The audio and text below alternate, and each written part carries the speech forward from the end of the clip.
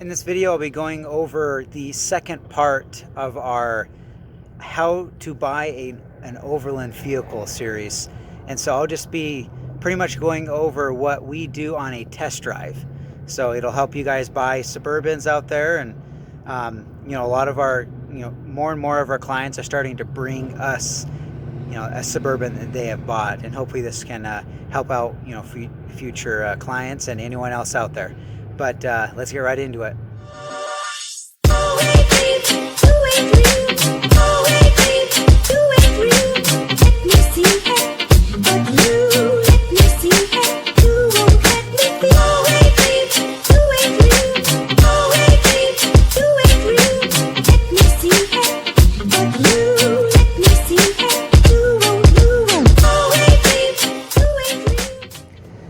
So this is a 2002 Chevy Suburban with the Z7-1 package, and it's a pretty clean vehicle body wise. We'll go over some things that it needs, but we bought this a couple months ago and we haven't touched it yet, so we just brought it here and it's waiting to get reserved at the moment.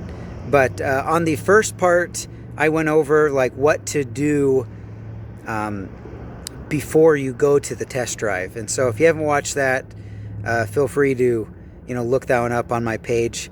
It goes over what you do, what questions to ask, and so you don't waste your time. But so I've done that obviously on this vehicle. We test drove it and we purchased it.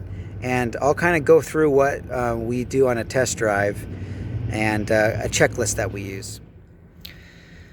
So this is an old test drive checklist that I found. It wasn't for this vehicle, it was for another one.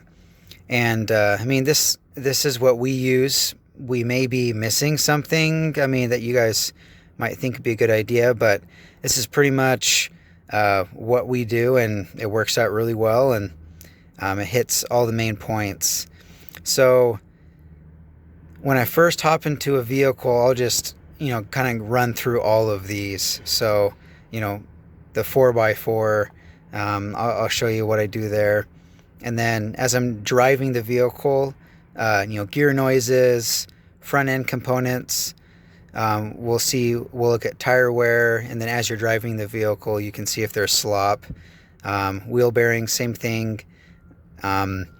And then with the engine, just if there's any, knocks, leaking, smoke out the tailpipe, etc. Brakes, if the rotors are pulsating or not. And then we'll check fluids and see if they're, up or not. Now, if we do find something that is low, it's not necessarily something that, is deeming it not buyable. And I'll go over that too.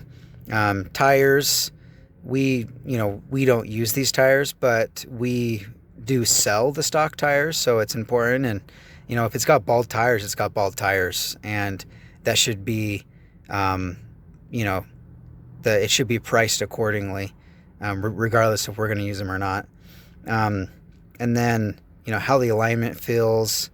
We align it anyway, but again, that's something that you can use to your advantage when you're negotiating price.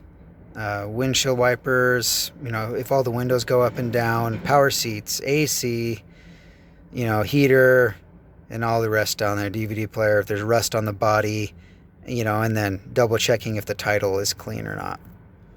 So what I like to do first when we initially get to the car, I like to have a cold start. That's the best time to start the car.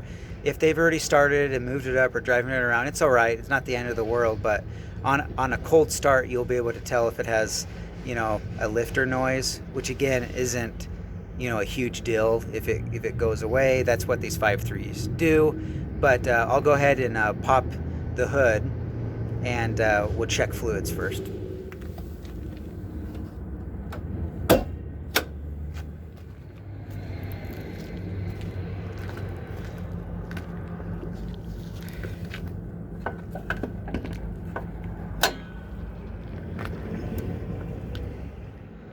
So here it is. This is the 5.3 V8 that is found in the majority of our Suburbans.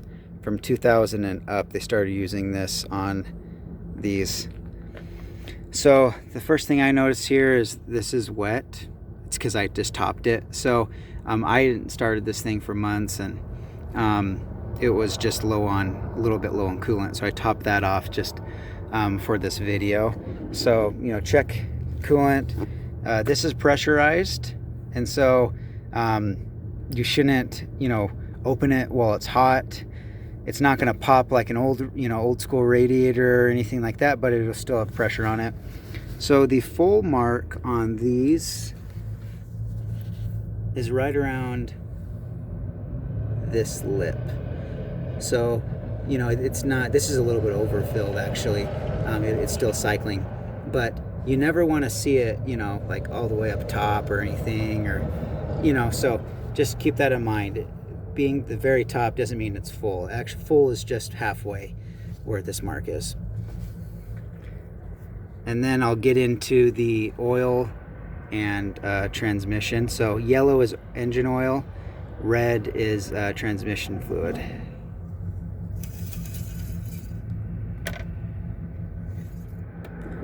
Because this has been running, I'm going to wipe the dipstick down and then reinsert it and check it again. That's just, you know, the process. If it was a cold engine that had been, you know, sat overnight or whatever, then you don't have to.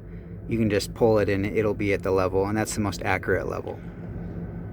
So I reinserted it and see how it's to the fourth dot. That's great. It hasn't been, you know, using oil or leaking it. Again, this thing has sat for a long time, and so it's good to, you know, get those questions too in there. How long has it sat? You know, if it was like a quart low, you know, it's not the end of the world. A lot of these things will go through half a quart to a quart during a regular oil change, especially if they've sat for a couple months or even, you know, a year or whatever. And so just be sure to, you know, check that. Next would be the transmission fluid, which is the red one. It has a little bit different style of a dipstick. It's locked, and so you unlock that, pull it out, and then see if I can get this on here. So there's the cold mark and then the hot range. So on transmission fluid, I'm not necessarily checking for level at this point. That's another process that I'll probably go over. I'm mainly checking if it's hitting the dipstick at, you know, just sitting, which means there is something in the pan. It's very rare for these to lose transmission fluid, so I'm not super concerned about levels. I am concerned about the condition of the fluid, and so I will have a rag, just a regular rag that I use for my oil, take a clean part of it, and then put it on there. So this is, you can see how there's engine oil, and then here's transmission fluid. See how it's reddish? I mean, this is older fluid. This hasn't been changed for a long time. Very rarely do you see them that have been, you know, serviced. And that's a debate also. If, you know, there's a lot of people, you know, it's just lifetime fluid. You know, there's a lot of people with that attitude. There's others that, you know, will flush the things. I don't like, I guess, either of those. We do drain and fills, and so this fluid isn't a concern to me. I've also smelled it and it's not burnt, and so you need to do that with the transmission fluid. If it's black, burnt, or, you know, there's nothing in there, then kind of ask around and it could be something to be concerned about. If it's low on fluid, it's not going to shift right, and so you'll see that in the test drive. And then also one more thing we do here is check the oil cap. And so you're just looking, this is very normal, this is good. If there was condensation or like a milky type of, you know, residue, that would lean towards, you know, coolant getting into the oil, which could be other problems. So this looks very normal. And sometimes there is a little bit of just, you know, water, just clear water, And that happens when the car is just being driven around town and you never really get a good highway run on it. And so, and that's, you know, a lot of these Suburbans, that's kind of what they do. Just, you know, start up in the morning and they don't get, you know, hot enough to really, you know, evaporate any of that. So that's not super alarming. But if you do find, you know, like the yellow kind of milky, you know, residue on there, then that's definitely a concern, and I would pass on the vehicle, most for, you know, depending on if it's a couple $100 or not. Next, I'll look at the brake fluid. This one is a little low, which again is fine, but it tells me that these brake pads are probably needing to be replaced because they're needing, they've just been in there for a long time, and because they are worn down, the fluid has gone down. So that's just what I'm assuming has been happening here.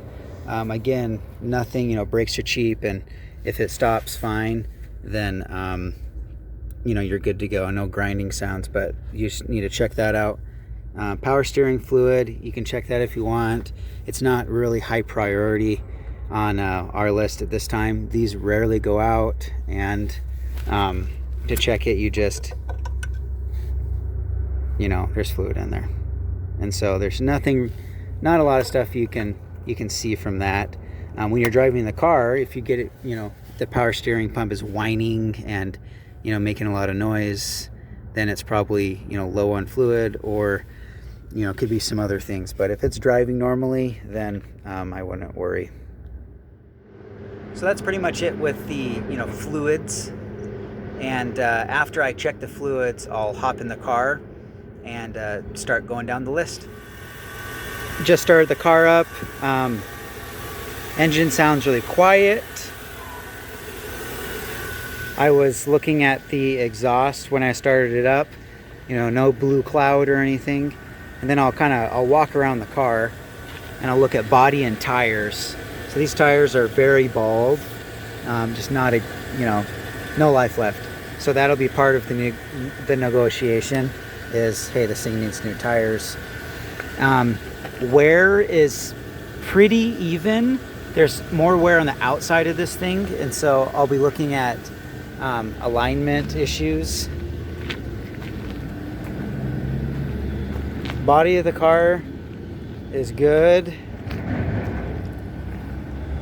That rear tire is, you know, in decent shape. Then I'll open up, you know, start opening up doors. These shocks need replaced.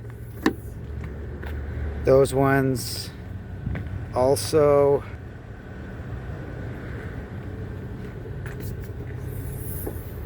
So just kind of, you know, looking at that stuff. At one point this had a sub, it looks like, and so, you know, stereo, you know, an amp and a subwoofer back here, which, you know, not necessarily is like a horrible thing, but it's something to look at, because depending on who did it, you know, they could have jacked up with different wiring. So that's something else that you can check with your test drive.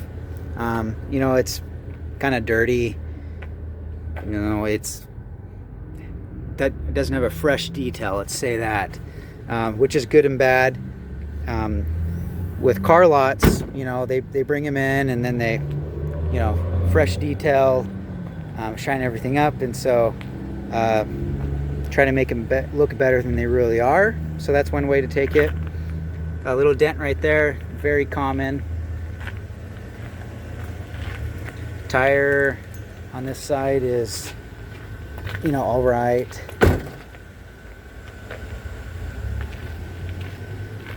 All the doors are opening and closing.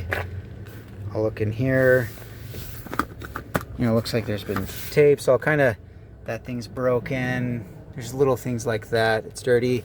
This seat, classic duct tape. So we'll have to clean this up, see what's going on. Okay, so you can see there. So it looks like I'm going to have to replace this upper cover, which is very difficult compared to the bottom. And so that's just more money, more negotiating. So just, I'll be taking a list of all these things as I'm doing this. This seat is all right, but I think we'll end up replacing this cover. That seat over there, duct tape again, which means it's been ripped, so replacing that cover. So, you know, these things are just adding up, right?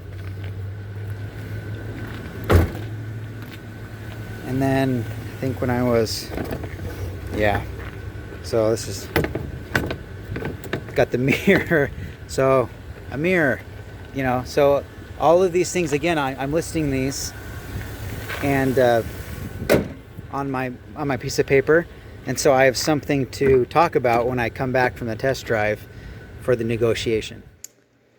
So I'm here editing this video, and it's getting pretty lengthy, so I'm gonna stop this right now, and this will be the end of part 2, and then I'll have another video, part 3 of this series. So thanks for watching this one, and I'll have probably post them back to back, so you guys won't have to wait too long to get part 3. But yeah, thanks again, and stay tuned for the end of this video.